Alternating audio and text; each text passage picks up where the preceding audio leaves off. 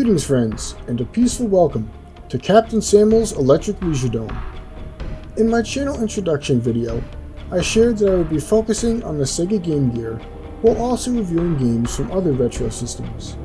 We will definitely be returning to Game Gear reviews, but for today, to keep things fresh, let's enjoy a review of Disruptor on the PlayStation 1. When my cousin gave me his PlayStation for my birthday when I was in 7th grade, he reconnected me with video games.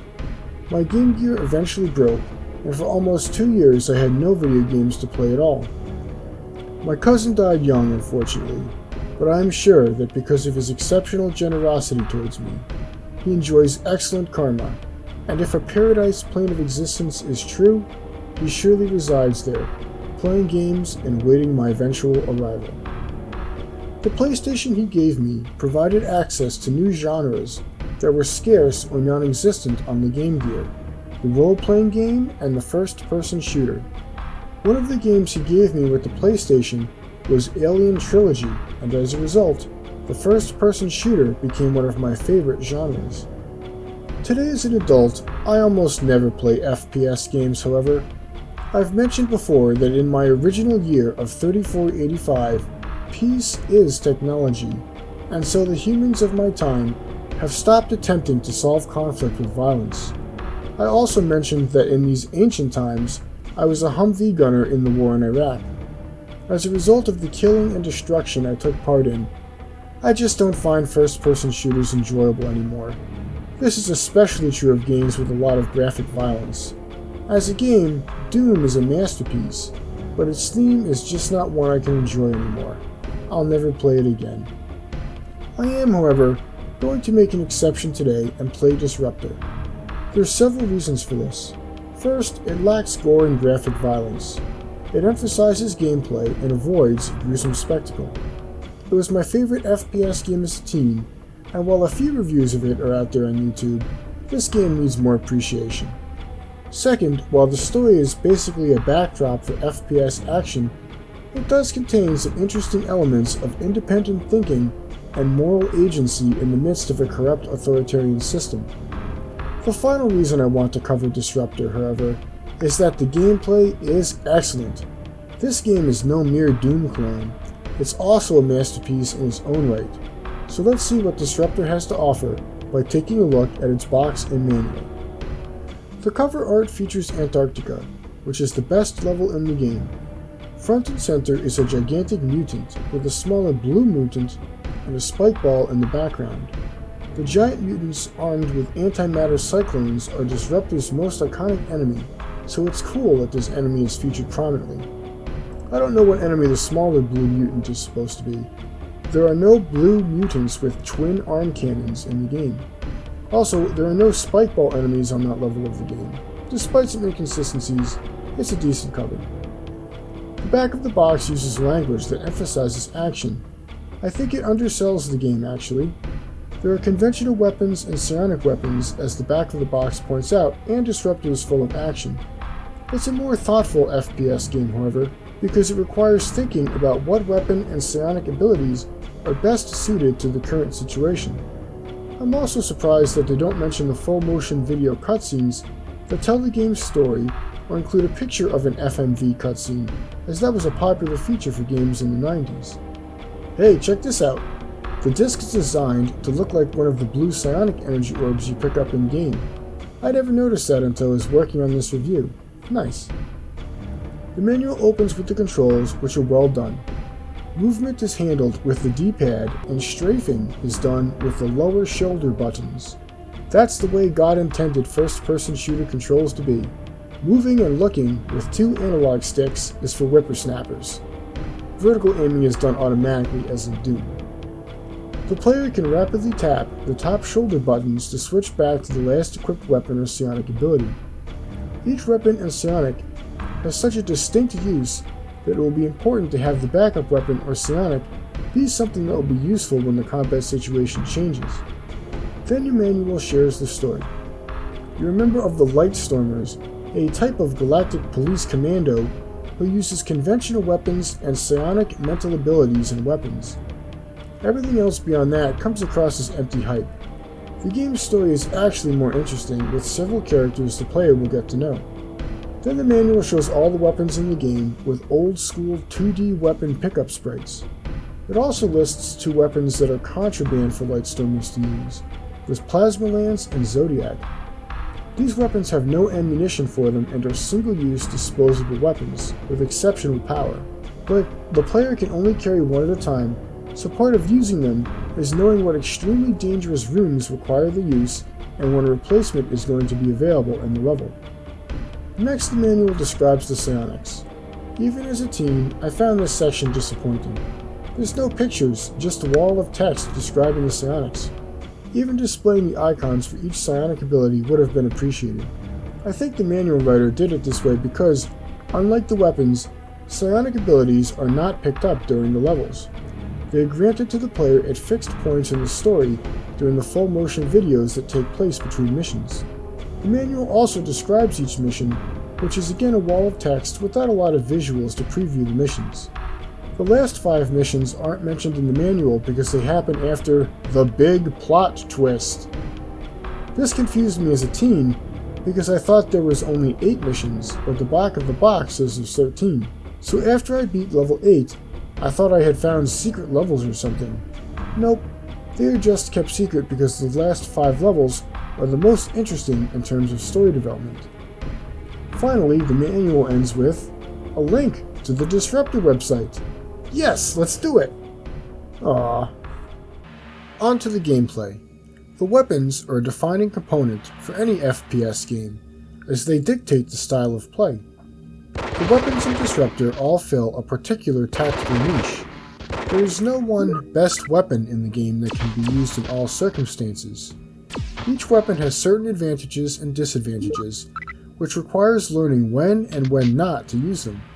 This means that all weapons are viable options at every stage of the game. Even the starting automatic pistol is a good choice when facing a certain attack pattern used by the final boss.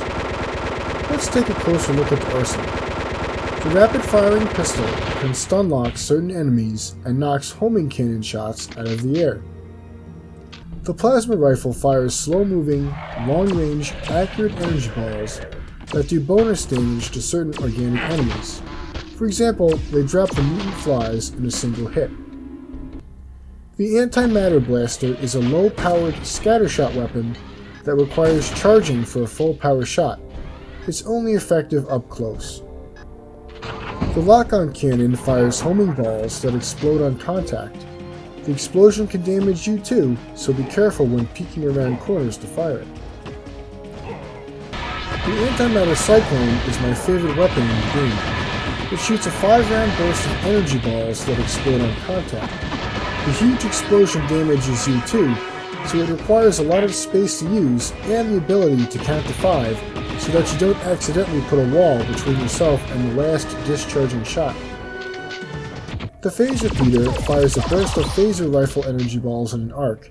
It's most effective up close against groups of enemies. As I mentioned, none of these weapons are designed for use in all situations and against all enemies. Each one has a shortcoming, and I believe this is intentional. The psionic abilities the player has are designed to complement the weapons to create a combined armed approach for completing the levels. As a few examples, the Shock Psionic is a heavy damage close-range attack with a long cooldown. If you pair it with the Antimatter Blaster, you can alternate between firing the two for a constant stream of close-range damage. The Shield Psionic makes you invulnerable for a short time, allowing you to use the Antimatter Cyclone without fear of hurting yourself with its burst of explosive projectiles. In addition to complementing the capabilities and shortcomings of the physical weapons, some psionics are useful just on their own. Heal recovers health, and the Blast Psionic can take out a large cluster of enemies.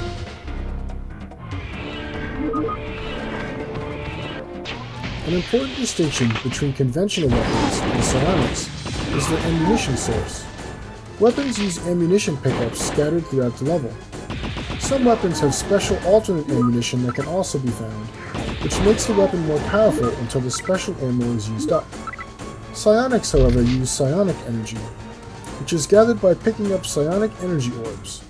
There are 2 levels where the player is forced to use primarily psionic abilities due to the scarcity of regular weapons, and psionic orbs can be found floating around on these 2 levels.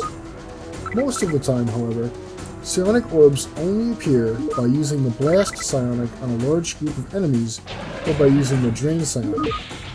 The drain psionic fires a slow-moving projectile that does a tiny amount of damage, but creates a few psionic energy orbs that must quickly be collected before they disappear.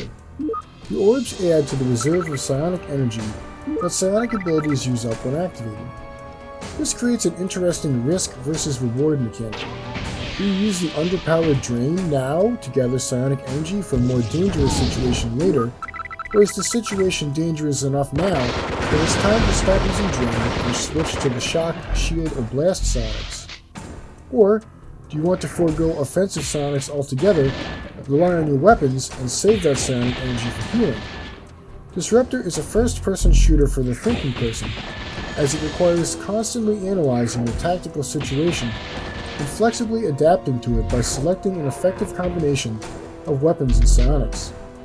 The tactical thinking doesn't slow down the gameplay either.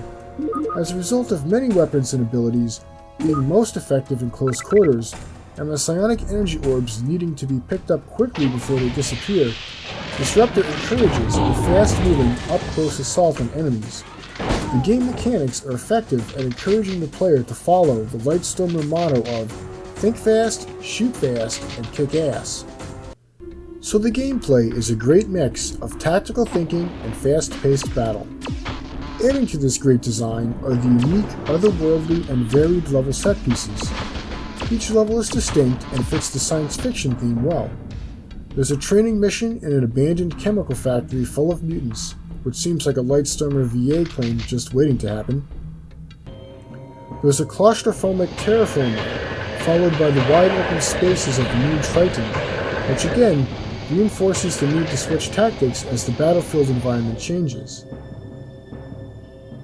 There's frozen tunnels through the ice in Antarctica, followed by a genetics lab full of huts from which giant mutants armed with antimatter cyclones emerge. There's alien ruins on Mars, a lava-filled sulfur mine,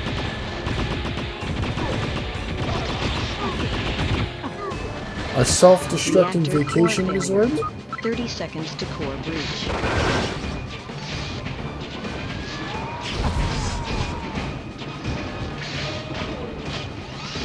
a hellish nightmare created by your mind, a vast prison complex in the desert, and so on and so on. The variety and uniqueness of the level set pieces is incredible. Like any great FPS game, there are also plenty of secrets to find. You can find the next weapon a level early if you look around, and there are 2 health boosts that give the player a permanent max health increase. My favorite secret is on the prison level. Remember those ultra-powerful, single-use disposable weapons from the manual? The Plasma Lance and the Zodiac? Well, the prison has a secret area full of enemy robots, and the special weapons are laying around everywhere. You just run around in this massive open area, letting Plasma Lances and Zodiacs rip to your heart's content. It's awesome. This game is epic. The music is great too. It's mostly brooding, somber pieces. The Antarctica music is my favorite because it's this ominous groove. If you take a few hits of damage consecutively, the music changes to become more frantic and energetic. Once you stop taking damage and the action settles for a bit, the more low-key music resumes. It's a great way to enhance the feeling of action and danger when you're in a tough situation and taking fire.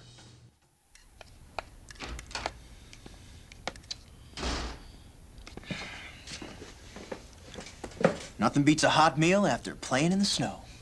This might. Here, you're gonna need it. We're shipping you to the moon of Io. You know, I heard it's got a great view of Jupiter. So, that's the gameplay of Disruptor. Seems that a few Already, members this of the game Jovian feels like crime an family have S-tier decided to take experience. control of the sulfur But wait, there's more. Just vaporize the whole Between each mission, Where we there's get the live sulfur, action, there's the full antimatter motion for video segments that tell the story and introduce each mission. Don't forget to send They're me a also a great source of memes. For example, when I come inside from shoveling snow, I always announce, "Nothing beats a hot meal after playing in the snow." My favorite meme from the videos is very astute. If somebody says something learned, be sure to say, very astute.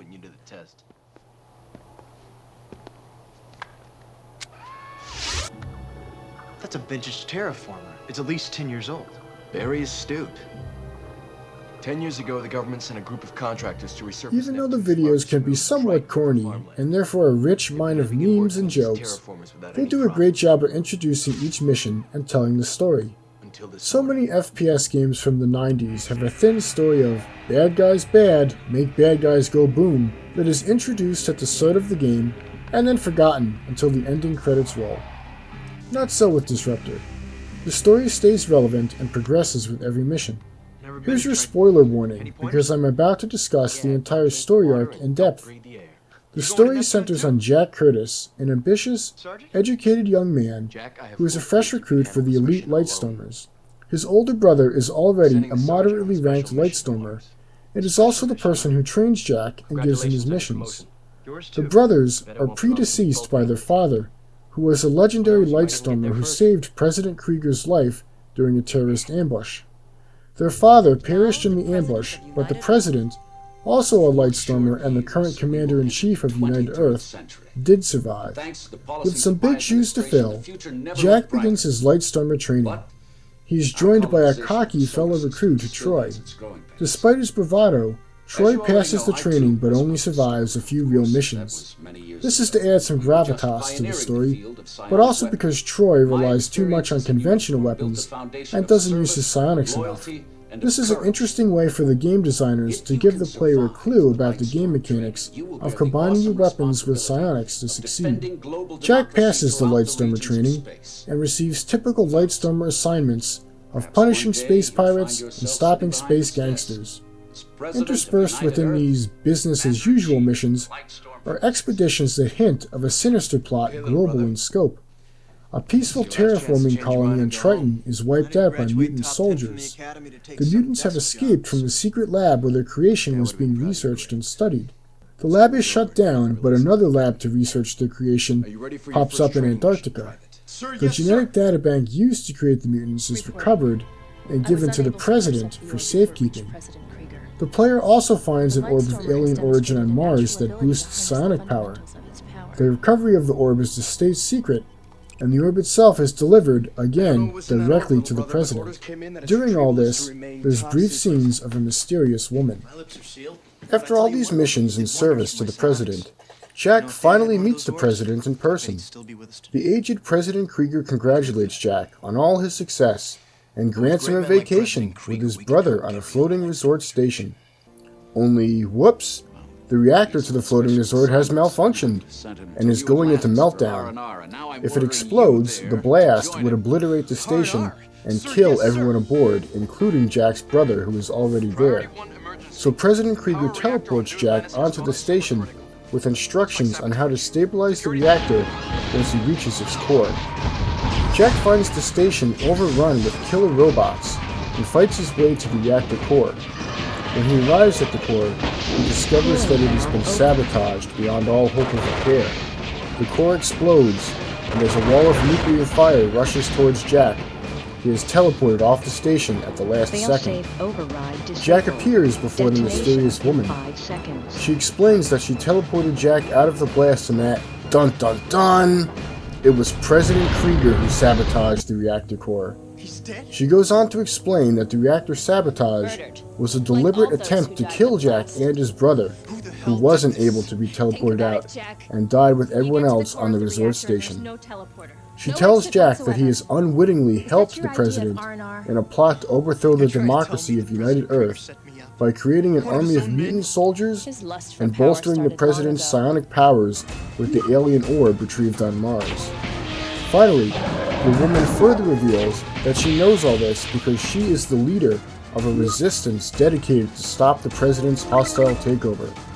Jack makes the decision to join her to protect democracy, even though it means fighting against the President, who is his Commander-in-Chief and the senior officer of his beloved Lightstormers. Armed with the special psionic given to him by the resistance force he has just joined, Jack fights his way through the President's orbital habitat to confront him and bring him to justice. Mission complete. The habitat is a trap, however, which renders Jack unconscious. When he comes to, he is in the clutches of President Krieger. The President taunts that the terrorist ambush that Jack's father died in was intentionally set up by him, because Jack's father had also tried to stop his machinations to transform a democracy into a dictatorship. The President then tries to extract Jack's psionics from his brain, which would kill him. Jack then fights through a nightmare level that exists only within his mind.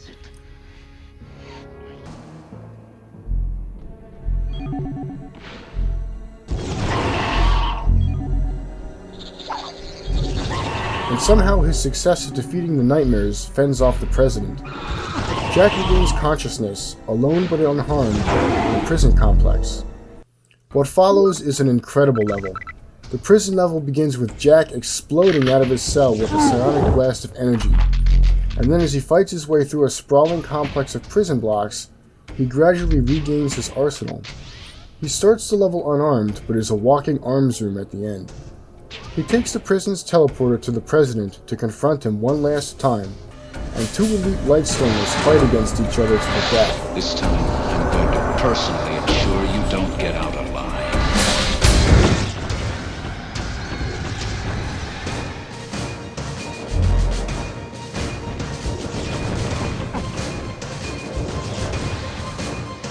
Finally triumphant, Jack watches the corrupt President Krieger die in an eruption of psionic energy. Democracy is saved, the alien orb is in trustworthy hands, and the hero gets a kiss, which is a mandatory trope.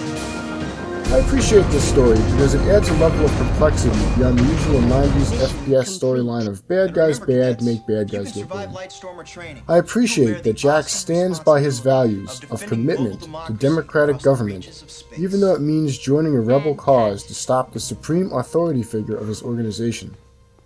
Jack has also avenged his brother and father. So that's Disruptor on the PlayStation, my friends.